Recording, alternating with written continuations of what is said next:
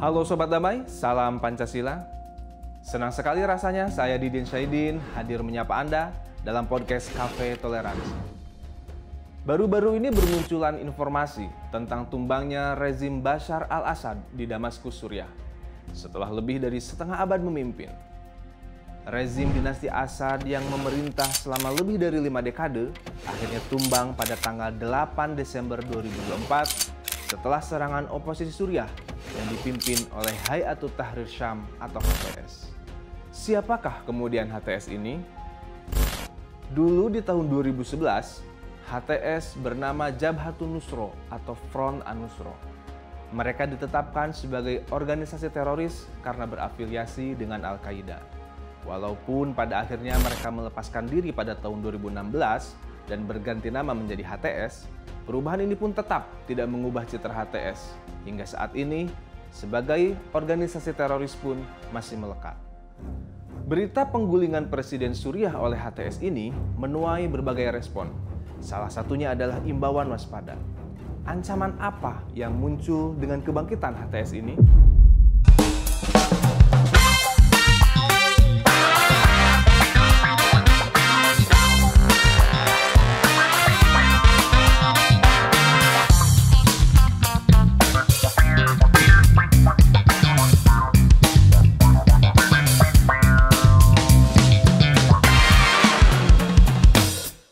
Nah, untuk menjawab itu semua, kita akan membahasnya hari ini bersama salah seorang yang ahli di bidangnya tentunya.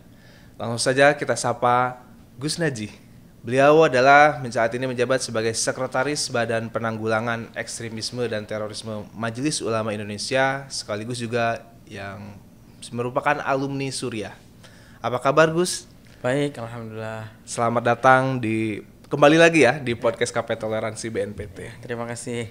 Ya, baik Gus, memulai dialog hari ini seperti yang sudah ramai diperbincangkan di media sosial ataupun berita menanggapi tumbangnya, runtuhnya pemerintahan rezim Bashar al-Assad gitu. Mungkin bisa diceritakan lebih dahulu Gus Najih yang pernah di Suriah, yang pernah mengalami di sana. Bagaimana tanggapannya dengan fenomena ini? Ya, peristiwa politik yang terjadi di Suriah saat ini adalah sebetulnya rangkaian panjang dari Arab Spring yang dimulai dari tahun 2011 ya. Jadi kalau kita flashback kembali ke tahun 2011 itu pernah terjadi peristiwa Arab Spring, yaitu rangkaian people power di beberapa negara Timur Tengah, dari mulai Tunisia, Mesir, kemudian Maroko, Libya, Yaman, dan termasuk ke Syria ya. Tetapi Syria ini memang prosesnya sangat panjang bahkan sampai sekarang ya. Dan saya kira 8 Desember kemarin kejatuhan Assad adalah salah satu proses politik yang terjadi yang merupakan rangkaian panjang peristiwa itu ya gitu. Saya kira itu. Jadi berarti memang Gus Najih ini melihat ini pure peristiwa politik gitu ya, kepentingan politik. Iya, peristiwa politik biasa sebetulnya ya. Artinya bukan peristiwa yang bernuansa keagamaan atau kental dengan nilai-nilai agama. Sebetulnya ya peristiwa politik biasalah, karena bagaimanapun kan ini adalah kemenangan koalisi negara-negara ya baik itu negara global maupun negara regional, termasuk aktor lokal yang berhasil pada akhirnya gitu menjatuhkan kekuasaan Presiden Bashar al-Assad ya. Jadi kalau kita lihat sebetulnya dari awal konflik yang terjadi di Timur Tengah, terkhusus di Suriah itu sebetulnya tidak pernah murni ya, tidak pernah murni perjuangan rakyat, tetapi kental sekali kepentingan dan intervensi asing. Asing yang saya maksud di sini melibatkan asing negara-negara global, negara besar ya, seperti Amerika ya. Kalau kita lihat tuh aktornya Amerika di pihak oposisi, kemudian di pihak pendukung pemerintah itu Rusia ya. Sementara di tataran regional itu ada Turki, kemudian Arab Saudi, Qatar, Uni Emirat Arab dan Israel di pihak oposisi, sementara di pihak pemerintah ada Iran ya. Sementara pada tataran lokal sebetulnya konflik ini juga sangat kuat tarik menariknya pada tingkat lokal ya. Kalau kita lihat di tingkat lokal itu ya kita sekarang mengetahui ada dulu sejak tahun 2014 kita sudah dengar ada ISIS misalnya. Yeah. Kemudian pada saat itu ada Jabhatun Nusrah, ada apa namanya Ahrorus Syam, ada kelompok-kelompok yang lain yang jumlahnya sangat banyak ya. Ada Kurdi, kalau dikumpulkan ini jumlahnya agak fantastis, yaitu di Suriah ini aktor lokal, milisi-milisi lokal yang ada di sana itu ada 171 kelompok milisi. Ya. Jadi kalau sekarang pada akhirnya HTS atau Hayat Tahrir Syam dianggap berhasil, dia sebetulnya hanya salah satu dari 171 tadi itu.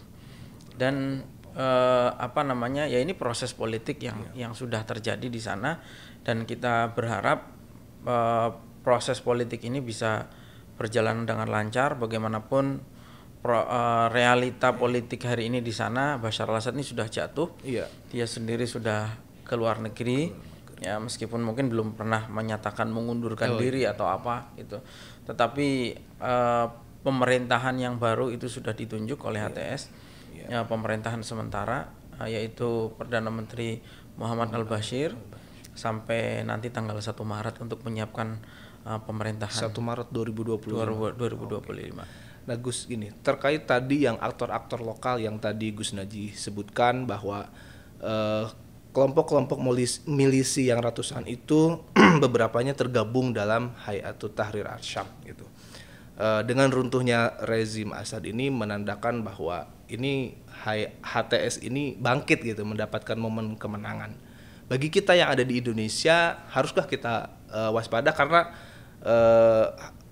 kalau dilihat dari sejarahnya, beberapa kelompok di HTS ini pernah bersentuhan dengan kelompok terafiliasi terorisme Al-Qaeda, meskipun di akhir-akhir melepaskan diri. Bagaimana Pak? Ya, kalau kewaspadaan bukan hanya Indonesia, seluruh dunia hari ini juga dalam posisi waspada, memantau perkembangan yang terjadi di Suriah. Meskipun sikap negara itu berbeda-beda ya. Ada negara-negara yang mulai berkomunikasi ya, misalnya negara-negara Eropa. Kita lihat kemarin ada Jerman yang sudah berkunjung ke sana. Kemudian ada beberapa negara yang sudah mengutus utusannya ke Al-Jolani gitu ya. Nah, memang kenapa sebetulnya negara-negara ini patut ya untuk waspada, karena memang secara genealogi ya, Hayat Tahrir Syam ini adalah Al-Qaeda itu. Secara genealogi. Ya, secara genealogi memang Al-Qaeda. Jadi kalau kita runut, dia ini sebenarnya Al-Qaeda. Kemudian saat terjadi perang di Irak, mereka kemudian membangun cabang di Irak namanya Al-Qaeda fil Iraq ya, atau Al-Qaeda Peninsula. Kemudian setelah itu mereka membentuk Majelis Syuro Mujahidin. Setelah itu mereka membentuk Daulah Islamiyah atau ISIS. Kemudian ada Jabhat Ahrorus Syam, kemudian Jabhatun Nusrah. Maaf, bukan Ahrorus Syam tapi Jabhat Fathi Syam. Dan terakhir di tahun 2017 itu mereka membentuk satu komite yang disebut dengan Hayat Tahrir Syam ini. Jadi Hayat Tahrir Syam ini sebetulnya kumpulan ya dari 5 milisi. Dia kumpulan komite dari 5 milisi. Tetapi ya secara genealogi bagaimanapun adalah Al-Qaeda, dan HTS sendiri statusnya adalah organisasi teror gitu. Baik di di negara-negara barat, termasuk Amerika maupun di PBB itu. Jadi bagaimanapun genetika teror itu ada di dalam tubuh HTS, dan bahkan memang HTS ini punya rekam jejak kekerasan yang cukup panjang, karena dia ini bukan aktor politik baru ya di Suriah. Mereka sebelumnya sudah mengelola pemerintahan di satu provinsi namanya Provinsi Idlib. Gitu. Di Suriah itu. Di Suriah, ya. Apa yang harus diwaspadainya itu selain tadi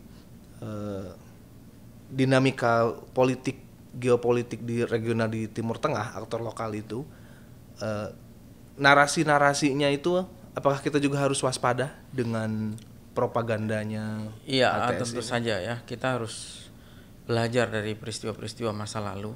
Iya. Dulu tahun 2014 ISIS berhasil menaklukkan kota Mosul.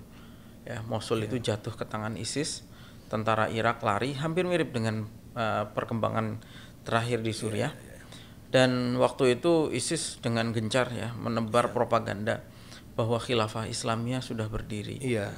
Gitu. Dan kemudian umat Islam diajak untuk hijrah ke bumi khilafah itu. Saya kira kita perlu antisipasi sekarang karena bagaimanapun Suriah itu dalam bangunan teologi Islam memang punya tempat yang penting ya, karena dalam beberapa hadis memang ada yang menyebutkan bahwa akan terjadi pertempuran. Misalnya narasi yang harus diwaspadai adalah pertama narasi akhir zaman. Itu narasi akhir zaman ini bisa sangat powerful, sangat berpengaruh. Karena bagaimanapun gitu ya, ada segmen masyarakat yang memang menyukai tema-tema akhir zaman. Lihat sekarang kajian-kajian akhir zaman, ustadz akhir zaman itu ramai diadakan di tengah-tengah masyarakat ya. Dan materinya menyebutkan bahwa Suriah salah satu tempat. Iya, meskipun pada dasarnya hadis akhir zaman tuh mayoritas adalah hadis yang lemah. Bahkan banyak hadis palsu tentang akhir zaman. Termasuk kalau menurut Rashid Ridho itu banyak narasi-narasi akhir zaman yang sumbernya itu adalah Israiliyat, artinya di luar Islam, sumber di luar Islam. Jadi itu ya salah satu hal yang harus diwaspadai ya, narasi akhir zaman, kemudian hijrah, kemudian jihad ya, gitu. Dan yang berkembang lagi sekarang adalah sektarianisme Sunni Syiah. Nah, menurut Gus Naji sendiri, adakah nggak kemungkinan kemenangan HTS ini membangkitkan giroh jihadnya orang-orang di luar Suriah termasuk Indonesia ingin kembali ke sana? Sangat mungkin ya, sangat mungkin menurut saya, karena kita akan lihat perkembangannya, apakah nanti HTS ini akan seperti ISIS dalam hal mengajak hijrah secara masif ke wilayah mereka di Suriah. Betul. Kita masih melihat ini, masih wait and see bagaimana kelanjutan strategi mereka ya gitu. Kemudian tentu saja narasi yang sudah ada per hari ini ya, dari mulai kemenangan HTS kemarin itu banyak sekali kelompok-kelompok radikal yang euforia menarasikan bahwa ini adalah kemenangan Islam itu. Padahal sekali lagi ini adalah peristiwa politik biasa, dan ini kemenangan HTS ini adalah berita yang menggembirakan bagi Amerika, menggembirakan bagi Israel gitu. Sekarang kekuatan militer Suriah ini sudah hancur semua itu oleh serangan-serangan Israel, dan HTS sudah sesumbar bahwa tidak boleh ada faksi manapun yang mengganggu Israel gitu. Artinya sehingga ketika Israel melakukan langkah yang semena-mena semua juga diam. Itu termasuk HTS dan juga koalisinya, semuanya diam gitu. Nah, ini kelompok-kelompok radikal ini euforia, dan kemudian mereka membuat narasi-narasi yang seakan-akan menjadi bahan bakar baru gitu bagi upaya radikalisasi di berbagai wilayah termasuk di Indonesia gitu. Kalau kita lihat misalnya HTI gitu, meskipun ormas ini sudah dibubarkan, tetapi kan kita tahu bahwa ormas ini masih bergerak aktif gitu, dan masih menyebarkan buletin, masih punya banyak media sosial, kemudian masih punya banyak tokoh yang aktif berbicara. Dan kemarin kita lihat narasi-narasi mereka ya, karena bagaimanapun HTI ini meskipun di Indonesia mereka mengklaim sebagai organisasi dakwah, tetapi rekam jejak kekerasan mereka, terorisme mereka di Timur Tengah, kudeta mereka yang berdarah itu sudah banyak itu catatan itu. Dan dalam kasus Suriah HTI juga ikut mendukung ya kekerasan-kekerasan yang terjadi di sana. Kemudian kita tahu di Indonesia ini ada MMI, kemudian ada JAS, Majelis Mujahidin Indonesia, kemudian ada Jamaah Ansarus Syariah, kemudian mungkin sebagian dari JI ya. Itu ikut euforia. Mereka menganggap bahwa ini adalah bentuk optimisme baru bahwa upaya-upaya yang ingin mereka lakukan di Indonesia itu sudah berhasil dilakukan di Suriah. Karena mungkin ini karena ini mungkin kasus yang tidak terlalu banyak, bahwa pada akhirnya kelompok teror bisa mengambil tampuk kekuasaan. Gitu ya. Kita tahu di Afghanistan Taliban bisa menang ya. Dulu di Mesir juga sempat Ikhwanul Muslimin ini menang gitu. Dan di Suriah ini HTS yang tadinya dicap sebagai organisasi teroris ternyata bisa menang. Gitu. Meskipun karena pada akhirnya dia melepaskan diri dari Al-Qaeda, pengakuannya gitu. Ya itu mungkin bagian dari siasat mereka ya, strategi politik mereka. Karena kalau kita lihat sebetulnya Al-Jolani dan juga kelompoknya ini berupaya melakukan rebranding ya. Dari yang tadinya identik dengan organisasi teror, Al-Jolani sendiri dulu kan tampilannya juga militeristik dan kemudian ya dengan atribut jenggotnya misalnya, dengan pakaiannya, dengan jubahnya dan lain sebagainya. Tetapi sekarang kan dia mengubah penampilannya, menggunakan jas, jenggotnya lebih rapi, dan yang tadinya berbicara dengan narasi-narasi agitasi kekerasan sekarang berubah gitu ya, menggunakan narasi-narasi moderat, kemudian toleran, inklusif dan lain sebagainya. Tetapi kita tidak boleh lengah, karena kalau belajar dari Afghanistan dulu, Taliban juga begitu. Taliban juga dulu mengklaim bahwa mereka sudah moderat, tetapi ternyata kan tidak ada yang berubah. Ternyata tetap aja perempuan tidak boleh sekolah dan lain sebagainya. Jadi saya kira kita tetap perlu membangun kewaspadaan itu. Kita berharap ya, karena sebetulnya rakyat Suriah itu gembira bukan karena kemenangan HTS sebetulnya, tetapi sebagian masyarakat memang tidak suka dengan Bashar al-Assad, dan mereka tidak punya pilihan bahwa kekuatan yang ada yang bisa menyingkirkan Bashar al-Assad sementara adalah HTS. Tetapi mereka sendiri sebetulnya tidak mendukung HTS. Baik Gus Najis, sebagai seorang yang pernah belajar di Suriah, pernah beberapa tahun gitu ya, pasti merekam keadaan sosial yang terjadi di masyarakat Suriah khususnya gitu. Kira-kira Gus, sebagai pembelajaran kita di masyarakat Indonesia, sebenarnya apa sih yang terjadi di suasana sosial masyarakat sana? Kalau misalkan perbedaan suku, perbedaan kelompok di Suriah, di Indonesia juga berbagai macam suku, berbagai macam kelompok. Tetapi apa yang menjadi kunci Indonesia masih tetap bertahan dengan keanekaragamannya, sementara Suriah dengan keanekaragamannya malah menimbulkan konflik? Kira-kira apa Gus sebagai pembelajaran? Kita tentu harus belajar banyak dari Suriah ya. Kita sebagai masyarakat Indonesia, sebagai bangsa Indonesia harus belajar banyak dari Suriah. Karena sebetulnya ketika saya awal-awal di sana dulu, sebetulnya kondisi Suriah itu juga nggak beda jauh dengan Indonesia. Bahkan mungkin dalam beberapa hal lebih baik ya. Seperti misalnya indeks pembangunan manusia atau Human Development Index di Suriah itu dulu lebih baik dari kita, di atas kita itu. Dan itu rilis dari PBB ya gitu.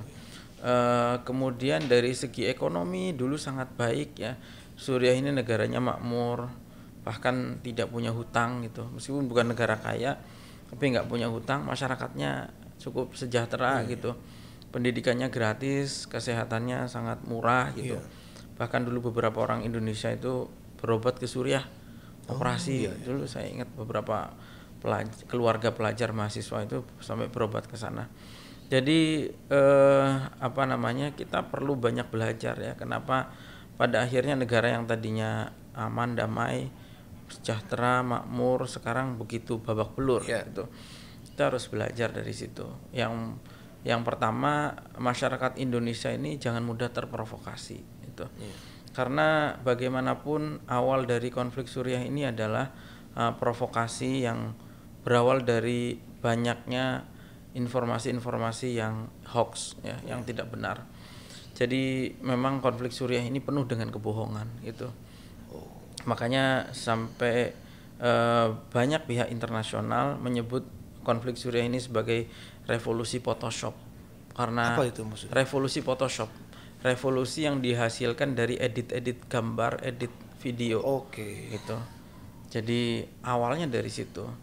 Seperti misalnya narasi yang paling jelas adalah dunia sudah mengenal, bahkan terbentuk opini di dunia internasional bahwa pemerintahan Suriah itu misalnya adalah Syiah itu. Padahal saya menjadi saksi bahwa pemerintah Suriah itu Sunni. Mayoritas pemerintah Sunni. Muftinya Sunni, menteri wakafnya Sunni, menteri pertahanannya bahkan Sunni, dan perangkat-perangkatnya mayoritas adalah Sunni gitu. Bashar al-Assad sendiri menampilkan diri sebagai orang Sunni. Kalau soal keyakinan di dalam hatinya itu wallahu alam, tetapi minimal dalam kebijakan-kebijakan dia sangat terlihat bahwa dia memihak kepada tidak pernah mendiskriminasi Sunni. Itu terbukti bahwa mayoritas sekolah kampus di Suriah itu kampus-kampus Sunni gitu. Kemudian misalnya ya dulu itu berkembang misalnya gambar foto presiden ditaruh di lantai, kemudian beberapa orang sujud di atasnya dan dinarasikan bahwa presiden mengaku Tuhan. Kemudian ada narasi juga bahwa presiden itu mengubah surat Al-Ikhlas menjadi surat Al-Asad misalnya. Nah, kita ada narasi-narasi seperti itu. Nah, ini kita jangan sampai mudah terprovokasi dengan model-model pemberitaan seperti ini gitu. Karena kalau kita mudah terprovokasi, kita juga gampang tersulut gitu. Betul. Nah, kemudian kita harus bijaksana, saya kira. Kita nggak mungkin dalam hidup bernegara itu kemudian semuanya berjalan mulus. Semua pemerintahan saya kira ada kekurangannya. Dimanapun saya kira begitu. Dulu pun di zaman-zaman dulu, zaman dinasti-dinasti Islam di masa lalu, saya kira semua pemerintahan pasti ada kekurangannya. Betul. Di kita ada kekurangannya, di Suriah juga ada kekurangannya. Tetapi yang penting untuk dicatat adalah bahwa semua persoalan harus diselesaikan dengan bijaksana. Tidak setiap hal itu harus boleh diselesaikan atau diselesaikan dengan menggunakan kekerasan. Tidak boleh sama sekali. Jangan juga sedikit-sedikit itu people power itu. Karena kita tidak tahu resiko yang mengintai di depan ketika terjadi chaos misalnya, dan kemudian semakin membesar dan akhirnya tidak bisa dikendalikan lagi gitu. Paling tidak itu saya kira kita harus selektif menerima informasi, tidak mudah terprovokasi. Kemudian kita harus menyelesaikan persoalan itu secara bijaksana. Hidup di dalam bernegara ini kita tidak hitam putih. Betul. Artinya seperti sekarang ini misalnya. Oke, kalau misalnya Assad ini jahat, ya sekarang kondisinya justru ketika Assad jatuh, sekarang kondisinya justru yang mengendalikan adalah Israel. Gitu. Lebih baik mana kira-kira? Menarik Gus Najih terkait tadi istilahnya revolusi Photoshop. Bagaimana editan narasi-narasi yang dihasilkan dari editan Photoshop bisa akhirnya menjadi sebuah revolusi pergerakan gitu. Oke, sebelum lanjut mungkin Gus Najih diminum dulu kopinya.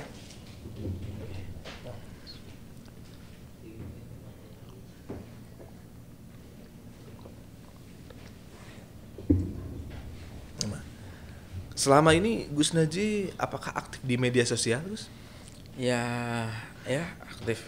aktif ya, meskipun tidak seaktif anak-anak muda lah. Tetapi untuk melihat perkembangan setidaknya tentu, melihat lah itu gitu harus ya.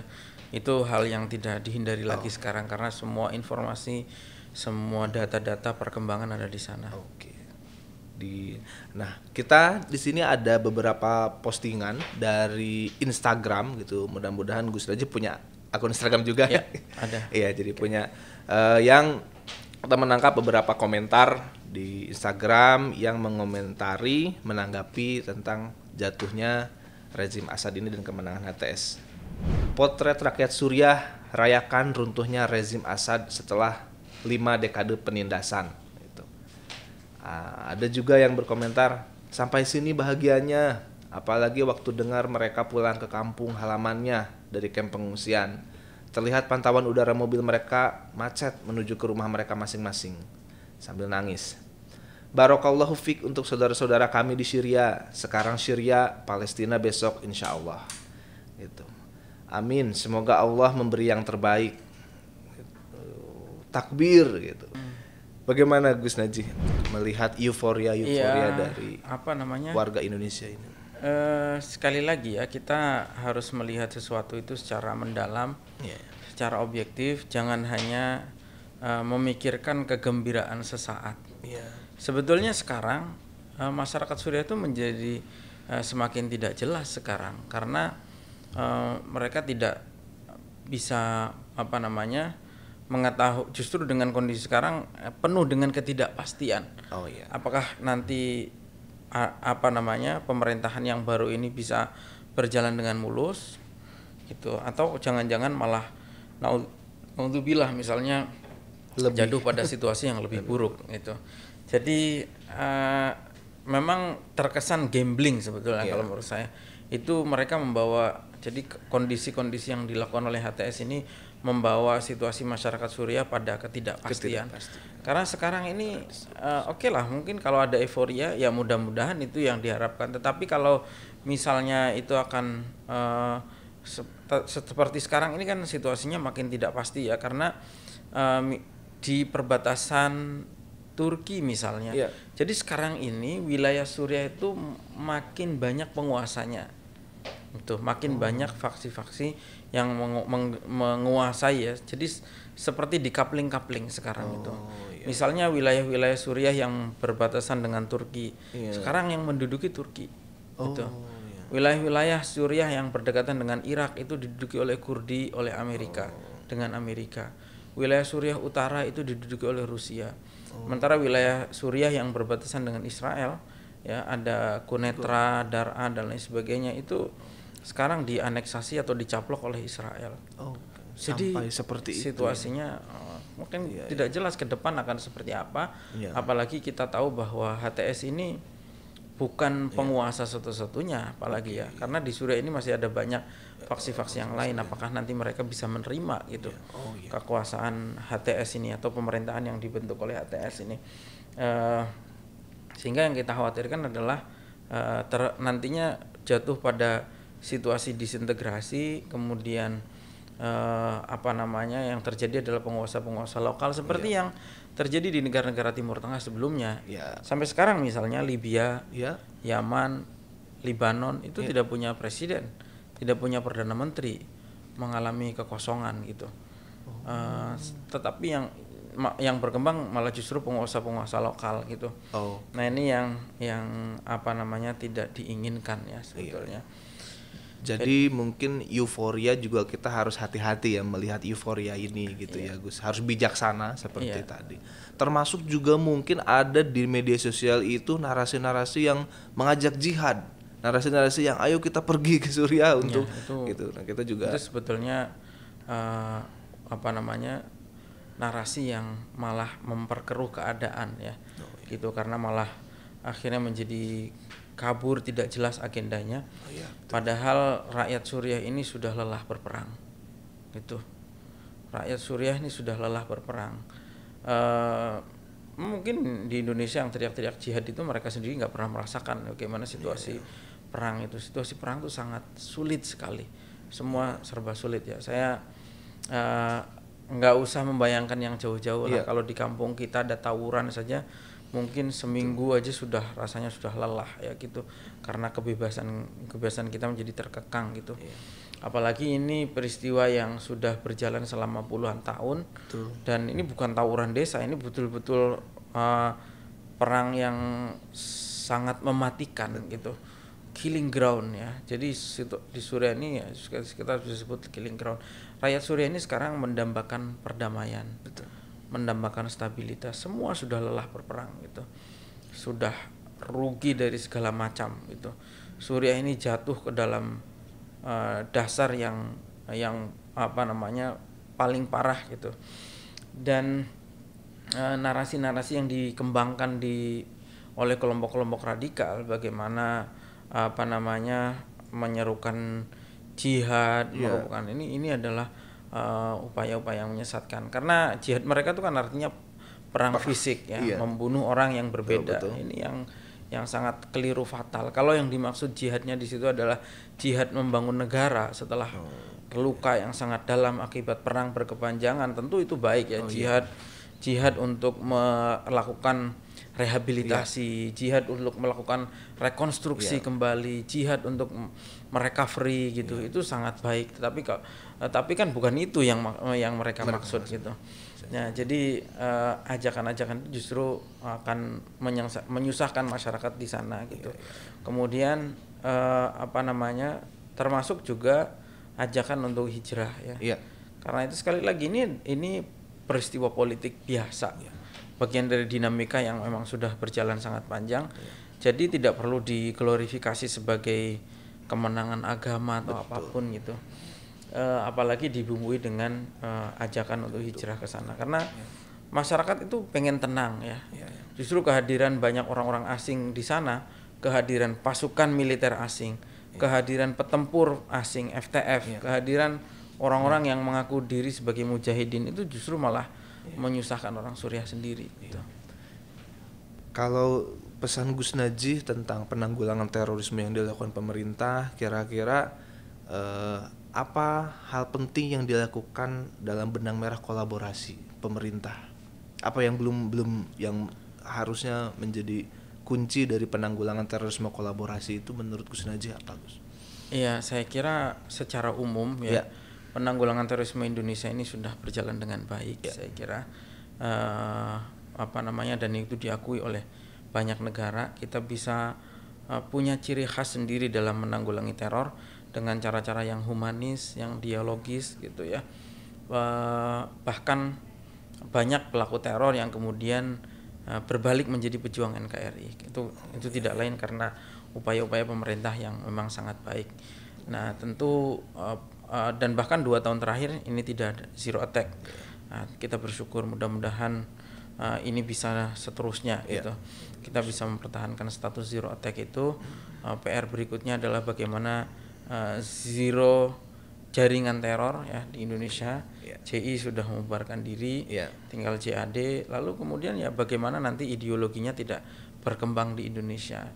Nah, kolaborasi yang ke depan perlu dibangun, saya kira BNPT sebagai lembaga yang mendapatkan amanah undang-undang untuk memegang fungsi koordinasi, saya kira perlu mengoptimalkan perannya di sini ya, karena sebetulnya menanggulangi terorisme ini butuh keterlibatan semua pihak. Misalnya bagaimana BNPT nanti bisa menekan ya Kominfo misalnya, Komdigi dalam menertibkan konten-konten yang radikal misalnya. Bagaimana BNPT bisa mengkoordinasi Kementerian Agama untuk menjalankan fungsinya secara lebih optimal, terutama terkait dengan narasi-narasi keagamaan yang berkembang di Indonesia gitu. Kemudian ormas, civil society, kemudian polisi di wilayah ini yang tidak kalah penting, karena bagaimanapun penanggulangan teror ini butuh penegakan hukum. Karena kalau polisinya lembek ya, polisinya tidak tegas dalam menindak perbuatan-perbuatan radikal intoleran, ini juga tidak ada artinya gitu. Jadi butuh ketegasan gitu. Dan yang tentu yang penting lagi adalah untuk memperkuat kolaborasi itu semua dan memperkuat fungsi pemerintah dalam masalah ini ya, tentu BNPT perlu mendorong adanya regulasi yang menangani persoalan radikalisme dan terorisme. Kalau terorisme itu sudah selesai, ada Undang-Undang Nomor 5 tahun 2018 itu sudah cukup. Tetapi regulasi yang mengenai penanganan radikalisme dan intoleransi itu yang masih lemah gitu. Padahal itu penting untuk pegangan aparat penegak hukum di daerah gitu. Jadi kesimpulannya kalau Gus Najih itu bisa mengatakan bahwa tragedi di Suriah ini adalah pure tragedi politik, adalah pure kepentingan politik, tapi memang kekhawatiran kita adalah pemenangnya ini adalah yang berafiliasi dengan kelompok teror sebelumnya. Khawatirnya ada efek balik ke Indonesia saat ini gitu. Barangkali mungkin Gus terakhir pesan yang bisa Gus Najih sampaikan kepada masyarakat di sini di Indonesia, bagaimana agar kita lebih aware terhadap narasi-narasi yang berkaitan dengan terorisme gitu. Iya, sekali lagi bahwa kita ini harus banyak belajar dari Suriah ya, jangan mudah terprovokasi. Kemudian dari segi pemerintah, saya kira upaya-upaya pencegahan dini itu harus wajib dilakukan ya. Artinya jangan nunggu kelompok teror ini membesar. Kelompok teror harus diantisipasi sedini mungkin. Bahkan ketika penyebaran ideologi itu sudah harus dibatasi itu. Karena itu ormas-ormas atau penanganannya tidak hanya di hilir ya. Karena selama ini kan konsentrasinya lebih pada penanganan terorisme, tetapi radikalisme, intoleransi itu belum banyak diperhatikan, padahal embrionya dari situ gitu. Kelompok radikal tuh misalnya seperti HTI ya, FPI itu adalah contoh-contoh organisasi-organisasi yang radikal. Intoleran itu ya Salafi Wahabi misalnya, karena Salafi Wahabi ini adalah akar ideologi terorisme gitu. Jadi ini saya kira yang harus diantisipasi, jangan sampai membesar, karena ketika membesar itu malah akan sulit dikendalikan gitu. Jadi pentingnya kolaborasi dengan semua pihak, terutama yang kita menangani radikalisme dan intoleransi gitu ya. Sobat Damai, kejadian di dunia internasional ternyata memiliki pengaruh kepada keberlangsungan tanah air. Informasi di media sosial pun kian berkembang dan beragam. Seperti yang tadi Gus Najih katakan, peristiwa ini tidak memiliki unsur keagamaan. Jadi untuk Sobat Damai, jangan terpengaruh dengan informasi yang beredar, apalagi belum tahu fakta jelasnya. Kita sebagai warga negara harus menjaga erat persatuan dan kesatuan bangsa agar negara ini tetap aman, damai, demi terciptanya Indonesia yang harmoni. Akhir kata, saya Didin Syahidin bersama dengan saya Najih Romadhoni. BNPT hadir untuk Indonesia. Salam Indonesia damai.